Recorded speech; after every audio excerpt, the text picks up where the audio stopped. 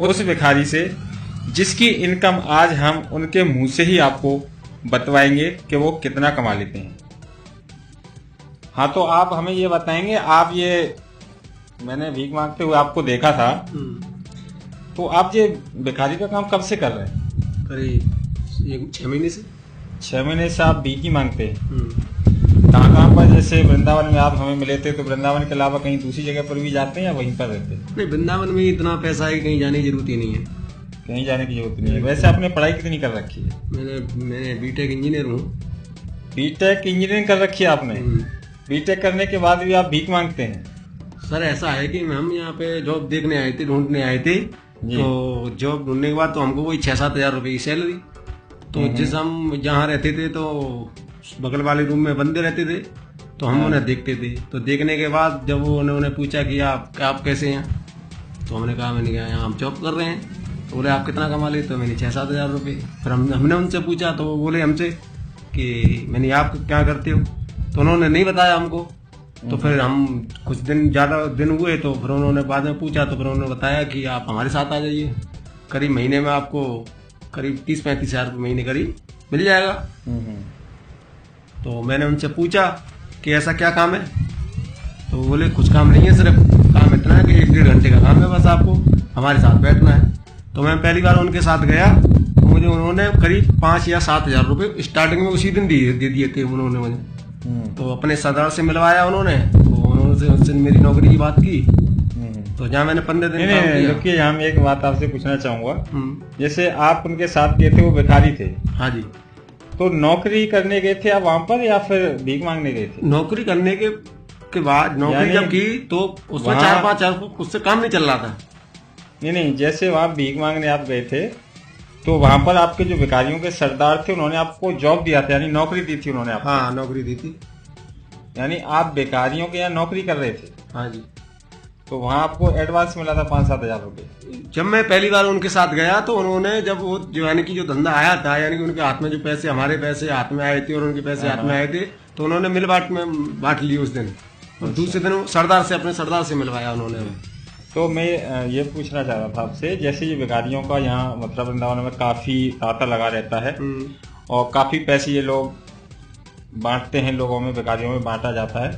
तो ये पैसा जो भिखारियों को दिया जाता है उन्हीं के पास रहता है या उसमें से कहीं कोई और व्यक्ति लेता है? नहीं, इनका सरदार होता है जी। इनका सरदार होता है, उसके पास पैसा जाता है उसी हिसाब से। यानी कि जैसे कि मान लो कि हम पे ज्यादा 10 हजार रुपये हमने इनकम कमाया एक दिन में, तो उसी के हिसाब से वो हमें पैसा देता है। यानी जितना दिन भर में आप भीख मांगते हो उसमें से आपके सरदार को पूरा पैसा जमा करना होता है? पूरा जमा करना। और उसके बाद जो आपका सरदार है वो उसमें से आपको पैसा देता है। अगर मान के चलो आप एक दिन में 10 हजार रुपए की भीख मांगते हैं तो उसमें से आपको कितना मिल जाता है? 5 हजार, 7 हजार, 8 हजार? उसमें से वो हमको 4-4.5 हजार रुपये लगभग दे देता है। यानी 10 हजार रुपए की अगर ये कमाई करते हैं एक दिन में भीख मांग कर, तो इनको इसमें से सिर्फ 4 हजार रुपये मिलता है। तो आप अंदाजा लगा सकते हैं कि यहाँ पर जो भिखारियों के सरदार हैं, इन्हें आप कंपनी के मालिक बोल सकते हैं, क्योंकि मथुरा वृंदावन के अंदर भिखारियों की कंपनियां चलती हैं। तो यहाँ पर इन लोगों को जॉब दिया जाता है और ये पढ़े लिखे लोग हैं। अभी आप ये देख रहे होंगे, इनका पूरा मैं ड्रेसिंग सेंस आपको दिखा देता हूँ। ये आप देख लीजिए, एक प्रोफेशनल बंदा है, बीटेक किया हुआ है और यहाँ भीख मांगने का काम करता है। ठीक है, तो अब मैं आपसे ये जानना चाह रहा था, आप कहाँ से बिलोंग करते हैं?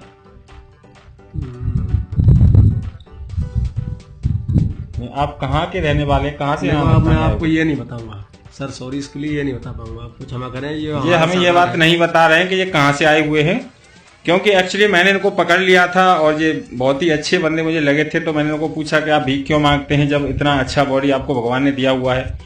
और उसके बाद ये मेरे को बताने के लिए राजी हो गए। तो अपना एड्रेस नहीं बता रहे हैं ये कहाँ से आए, लेकिन जहाँ से भी आए होंगे ये यहाँ पर एक तरह से जॉब करते हैं भिखारियों का। तो मैं आपको ये भिखारियों की सच्चाई बताने वाला था कि यहाँ पर भीख का बिजनेस कितना बड़ा चलता है। तो अब आप मुझे थोड़ा सा ये बताइए कि आपका अभी रिसेंटली में आप रोड पर जैसे भीख मांग रहे थे, उस दिन आप पैसे कलेक्ट कर रहे थे, शायद मेरे से मिले थे। ये मेरे से जिस दिन मिले थे उस दिन कुछ भिखारियों से ये पैसे ले रहे थे। तो उसी दिन मैंने इनको पकड़ लिया था कि मैंने तो आपको भीख मांगते देखा था, आज दूसरों से पैसे क्यों ले रहे हैं। तो इस वजह से मेरे जाल में थोड़ा सा फंस चुके हैं और मेरे को बताने के लिए राजी हो गए थे। तो अभी आपका कितना इनकम हो जाता है? महीने का या रोजीना?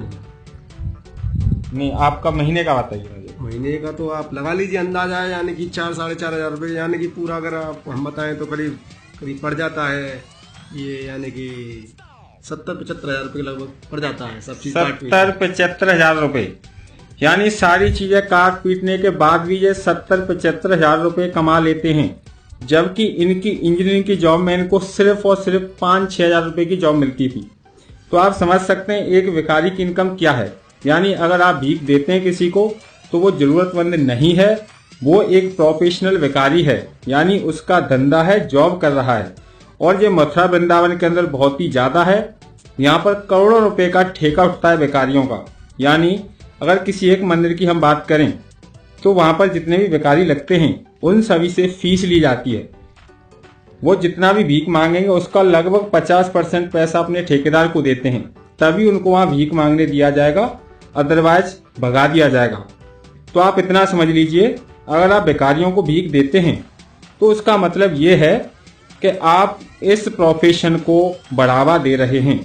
और इसी प्रोफेशन में बात आती है बच्चों के किडनैपिंग की, क्योंकि जो छोटे छोटे बच्चों के किडनैपिंग होते हैं उनको ये बेकारी लोग खरीद लेते हैं और उनको अच्छे खासे पैसे में बेचते हैं और उनको लगाया जाता है फिर भीख मांगने के बिजनेस में। तो ये वीडियो रिकॉर्डिंग करने का मेरा यही उद्देश्य था कि जिससे आप लोगों के समझ में कोई चीज आ सके। अगर आपको दान ही देना है तो किसी अनाथ आश्रम में दीजिए, वृद्ध आश्रम में दीजिए, लेकिन भिखारियों को कोई दान नहीं देना है। आप ये अच्छे से समझ लीजिए, मंदिर में दान करना और भिखारियों को दान देना दोनों ही सबसे बड़े पाप के कार्य हैं। क्योंकि जहां तक मैं आपको बता दूं, हमारे मथुरा वृंदावन में मंदिर ही मंदिर हैं और यहाँ के जितने भी पुजारी हैं सभी के सभी भ्रष्ट हैं, सभी के सभी बलात्कार करते हैं, सभी के सभी दारू, मदरा, गुटखा, पान मसाले हर एक चीज का सेवन करते हैं। लेकिन जिस समय मंदिर में पहुंच जाते हैं शरीफ बन जाते हैं और आपके पैसे का यूटिलाइज करते हैं। क्योंकि कोई भी भगवान कभी भी आपसे पैसा नहीं मांगता है, तो आप अपने पैसे को खुद बर्बाद कर रहे हो। हमारा काम आपको बताने का था, हमने आपको बता दिया है। ये लाइव वीडियो चल रही है, ये मेरे साथ जो बंदा खड़ा हुआ है, ये आप देख रहे होंगे पीछे, ये एक प्रोफेशनल